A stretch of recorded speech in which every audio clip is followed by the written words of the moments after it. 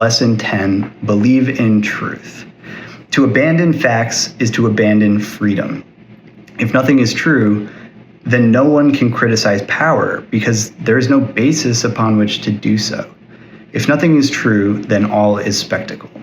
The biggest wallet pays for the most blinding lights. This is obviously critical and huge today, and it's something that way back, right from the beginning, Trump began fostering an environment that was critical of truth, that made it harder to discern truth. Fake news, right? He created an environment of distrust in our institutions of truth.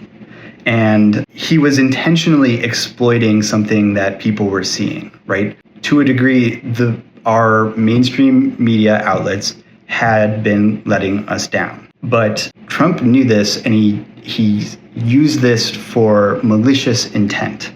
He fed off of this understanding for malicious reasons to serve his own agenda.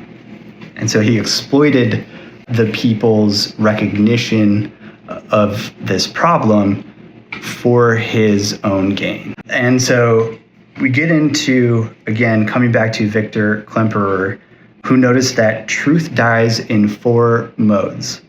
The first mode is the open hostility to verifiable reality, which takes the form of presenting inventions and lies as if they were facts. In 2017, the American president averaged 6 lies a day. As a quick reminder, Donald Trump was president in 2017. He was also the president in 2018, where he told 16 lies per day. The following year, 22. In 2020, he told an average of about 27 lies a day. 27 lies. And the data stops here, but I wish it continued to present day because this term, it's unimaginable. Every single thing that comes out of his mouth is a lie today. But important here to note is that first mode is the open hostility to verifiable reality. And he is hostile to verifiable reality. And as journalists who are doing the right thing, doing their job, have started to challenge him on this, he is becoming increasingly more hostile. You know, anytime someone asks him a question he doesn't like, that person is a low IQ person, or he brushes it off. That's a Democrat hoax. And you can see at times in particularly sensitive conversations or questions, the anger start to bubble up. He gets more emotional about them. This is also true of his allies in the regime. People like Kash Patel, Pam Bondi, Mike Johnson, Kristi Noem, like they are openly hostile to verifiable facts. That's been evident in a number of cases in just plain public interviews, but also while testifying in front of Congress under oath in some cases. A refusal to accept certain facts as true, a refusal to acknowledge the truth, the winner of the 2020 election, because their denial of the truth about Joe Biden winning the 2020 election is such that they refuse to do it even under oath.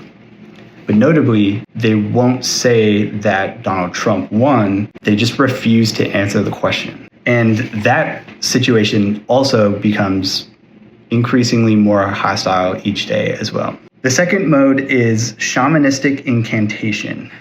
As Klemperer noted, the fascist style depends upon endless repetition, designed to make the fiction plausible. The systematic use of nicknames such as Sleepy Joe displaced certain character traits that might more appropriately have been affixed to the president himself. Yet through blunt repetition over Twitter, a president managed the transformation of individuals into stereotypes that people then internalized. The big lie about elections was also repeated over and over. Followers did not want to believe that they could be deceived on such a scale, and they took comfort in the repetition. The big lie created its own world, where anyone who pointed to simple truths was the enemy. And it's Trump's MO, right? Not only is the repetition a part of it, but he often gets ahead of the repetition, right? His big thing, he's seeking plausible deniability. He tests the waters on certain things, but when he lands on that thing, he will hammer it home and drive that repetition until it becomes the narrative of the party. But it's also important to note that from his followers' point of view, his supporters' point of view, they did not want to believe that they could be deceived on such a scale. And I think that that's a natural thing. That's why people kind of dig their heels in on certain topics, right? Because it is absurd. How could someone lie, just openly lie in such an egregious way, and then double down on it time and time again? The next mode is magical thinking, or the open embrace of contradiction. A billionaire can pay neither taxes nor debts. Liberating the wealthy from taxes will not increase the national debt. Fighting corruption means selling the presidency for favors. A disease that kills hundreds of thousands will vanish. The winner gets fewer votes. The vote is always rigged, and you should vote for me anyway. Accepting untruth of this radical kind requires a blatant abandonment of reason. Klemperer's descriptions of losing friends in Germany in 1933 over the issue of magical thinking ring eerily true today. One of his former students implored him to abandon yourself to your feelings, and you must always focus on the Führer's greatness, rather than on the discomfort you are feeling at the present. In order to support Trump right now, and the regime and MAGA Republicans, it requires a complete and utter abandonment of reason and an abandonment of truth. All of the baseline levels of truth. We're talking about fundamental levels of truthfulness and morality, right? It requires you to abandon that in order to continue to support him. That's how bad it is. That's not an exaggeration. This isn't me attacking the party. It's him and his allies. The final mode is misplaced faith. It involves the sort of self-deifying claims a president made when he said, "I alone can solve it," or "I am your retribution." When faith descends from heaven to earth in this way, no room remains for the small truths of our individual discernment and experience. Since this book was published, this has gotten even worse. And the war in Iran is a great example of that. And the religious rhetoric tied to it is getting scary.